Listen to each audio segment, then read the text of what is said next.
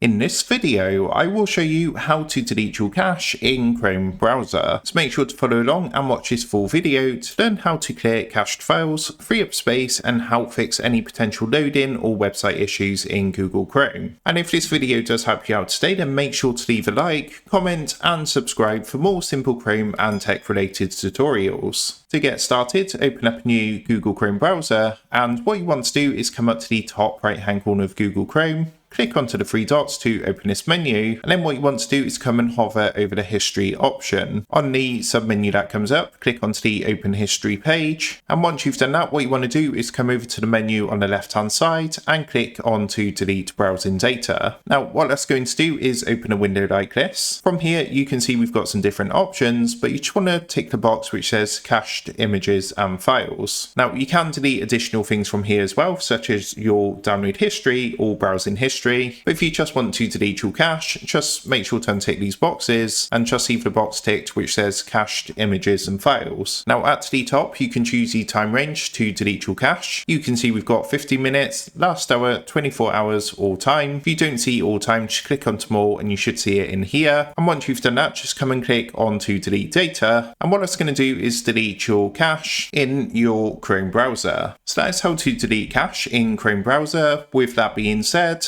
I hope this quick tutorial did help you out today, and if this did help you out, I would really appreciate it if you was to consider dropping down below the video, leaving a like, and also subscribing to the channel. With that being said, I just want to take a minute to thank you guys for watching this quick tutorial, and I will see you in the next video.